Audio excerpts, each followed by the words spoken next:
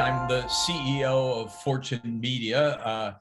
In that position, I have the opportunity to talk to a lot of CEOs. I began to hear a different story from them over the course of the last decade and decided to write a book about it. It's called Tomorrow's Capitalist. The change that I started noticing over the course of the last decade was in the way that business leaders were talking about their companies and how they led their companies. And it was pretty dramatic. I mean, I've had a unique opportunity to have these conversations for almost 4 decades now. But starting about a decade ago, I started to hear a different emphasis about the social impact of business. You know, Bill Gates gave a famous speech at Davos in 2008, where he talked about we need a more creative capitalism. And then John Mackey started talking about conscious capitalism, and Mark Benioff talked about compassionate capitalism, and Michael Porter at Harvard Business School started talking about shared value capitalism, Linda Rothschild, inclusive capitalism. All of a sudden, everybody was putting a modifier in front of capitalism. There was a broad sense that companies weren't doing as much as they needed to ensure their positive impact on society. And that's really what finally exploded a couple of years ago in this stakeholder capitalism movement.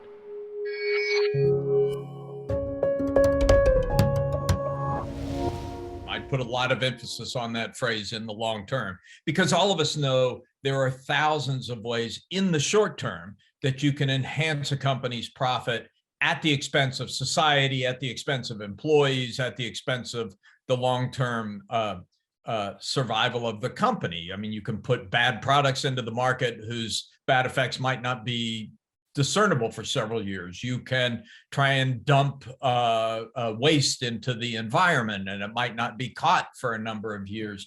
Anybody who's been inside a C-suite doesn't have any problem thinking about ways that there is conflict in the short term between social purpose and profit. But I do think as companies focus more and more on wanting to be around for 10 years or 20 years or 30 years or 100 years, those things start to disappear. You realize that you can't be a successful company if the planet's on fire. You can't be a successful company if social division is causing the political order to break down. What's happened over the course of the last decade, in part because of the failure of governments, is that companies have said, boy, we got to pay attention to these long-term effects if we want to be around. They've also been pushed to do that by their employees. That's probably something we should talk about. It's a big part of the dynamic. But a number of things have come together to force companies to say, we need to pay more attention to the positive impact on society, because if we don't, we may have an existential problem down the road.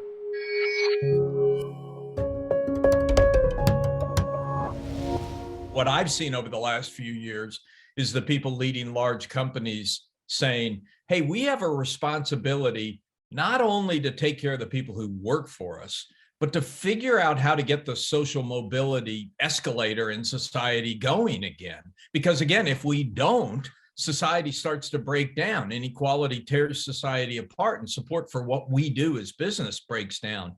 So an increasing number of large companies have looked at things like their hiring practices, saying, how do we stop just hiring people out of the best schools because they have the right credential and start hiring people based on the skills they have? How do we rewrite our job postings so that we can bring people into the organization who might not have gotten there otherwise?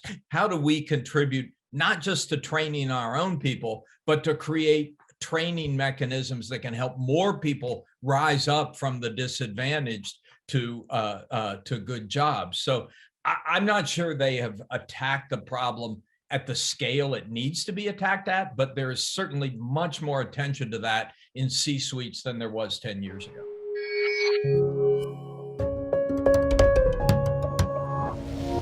This is probably the most fascinating aspect of this change in business leadership. No question in my mind, as a journalist who was always trying to get CEOs to talk about controversial issues, 10 years ago, 15 years ago, if you went to any CEO with a controversy over, think of North Carolina and transgender access to bathrooms, a controversy over voting rights, anything that didn't directly affect their bottom line, they would hide under the desk. They were not going to talk about social or controversial political issues that didn't directly affect their company. And I would say that started to change maybe 6 or 7 years ago. Mark Benioff of Salesforce was one of the leaders in this movement when he spoke out against the religious liberties law in the state of Indiana that was seen as being discriminatory towards gays and transgender people. But you've seen an explosion of it. And in some ways, the most striking example is the one that just happened. Putin invades Ukraine, and within 15 days, you had 300 companies who had come out and said, we're not going to do business anymore. In some cases, it was because of sanctions, like the oil companies. But in many cases, it was a declaration of their values as a company. That had never happened before. The closest thing to that I could find in the past was what was done against South Africa because of the apartheid regime. And that was kind of a slow boil over the course of 10 or 15 years, driven by shareholder activists. This happened in 15 days. So it was an extraordinary example of this notion that companies feel they have to have values in order to please their employees more than anyone, but also investors and consumers, and they have to act on those values. You raise a really interesting point, which is, what do you do when your statement of values gets you in the middle of a political battle? And that's still the instinct of a lot of CEOs. I think what CEOs are learning is that the option of just saying nothing is going away. And you're right that sometimes it's pretty complicated to say, hey, this is a value we stand for, but we don't want to be in a political fight, because this is all so new. It really has just happened in the last 6 or 7 years. A lot of companies are still trying to figure out how to make their way through that thicket of issues.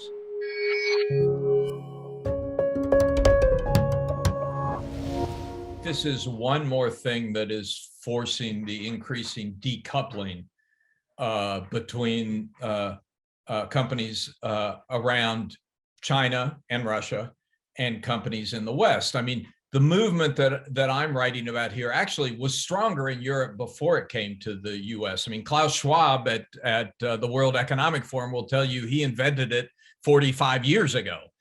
He considers himself the father of stakeholder capitalism. It just took a while for the rest of the world, and particularly the US CEOs, to catch on. So it's very strong in Europe. It's very strong in the US. It's very different in China. Obviously, stakeholder capitalism in China means one thing. There is one stakeholder. It's the Chinese government. And I think that's going to cause some real tension. This rise of stakeholder capitalism is going to create a real problem for them at some point, because how do you reconcile how you're operating in the West with how you're operating in the East?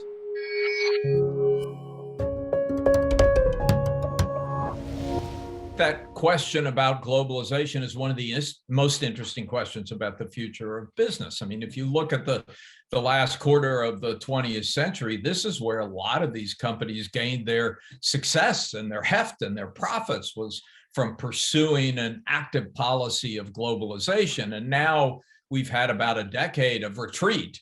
And I think the war in Ukraine only adds to that, and the issues I'm talking about only add to that. And so there is a question about, can these companies stand for globalization and at the same time support their own values? I think that's going to be one of the big tensions of the future. Look, as you know, there are a lot of economic forces that argue in favor of continued globalization. It's just more efficient.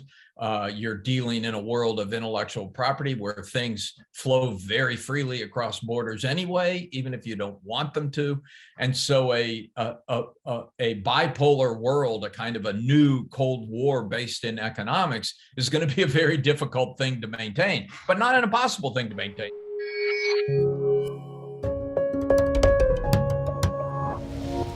If you look at the history of business over the last 2 centuries, you would have to say that the creation of strong financial metrics and financial accounting and all the infrastructure that goes around that has given the world much more confidence in financial metrics. It's a very different world than it was at the end of the 19th century.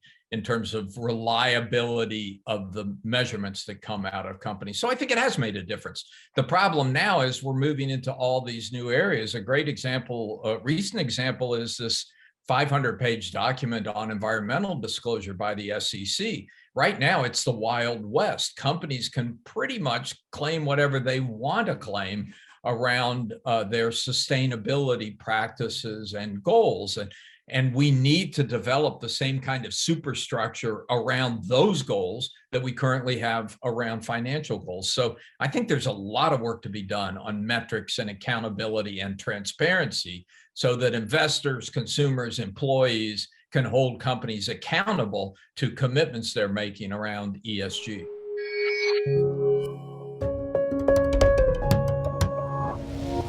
I don't think this is a choice by companies. I think it's something that's being forced on them by their employees, by their customers, and increasingly, the most interesting development over the last couple of years has been the pressure coming from investors. You now have a sizable minority, measurements I've seen, over 40% of invested assets are invested with some sort of an ESG screen. It may not be a good ESG screen, but at least it's telling you that the investors care about these things. And I was having a conversation last week with the CEO of one of the big four accounting firms. He says they're quickly reaching the point where they face more questions about the non-financial stuff than they do about the financial stuff. I mean, the most interesting angle on that, he said even in their tax work, it used to be just a question of what are we allowed to do?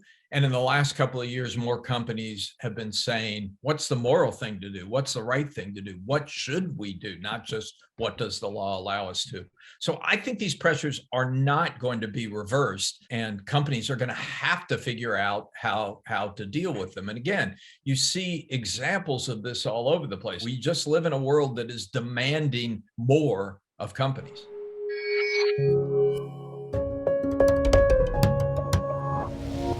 I'm glad you started with sustainability because I think that's probably the most interesting example to watch. You now have, you're getting close to half of the large companies, whether you look at the Fortune 500 or the S&P 500, you're getting close to half of them that have made commitments to some sort of net zero, reaching net zero by 2050 or earlier. And so the question to watch over the next couple of decades is, well, were those commitments real or do they back off of them? It's not going to be easy to get there. And so if you start to see the structures and systems in place to hold companies accountable for those commitments, then you'll know it's real. If you don't see it, then we'll know in a few years that they're moving in the wrong direction. I'm skeptical because I'm a journalist at heart, but I'm convinced that something very real is going on. And one more thing, just while we're on sustainability, one of the things that makes it real is that when a Microsoft or a Walmart says, we're only going to purchase from suppliers who meet these standards, then you start to have a snowballing effect. Like, wow, I can't sell to Walmart unless I have a 2050 plan that is defensible and surrounded by metrics and accountable. That affects a lot of businesses. And so you start to see the pressure snowball and begin to see real change happen.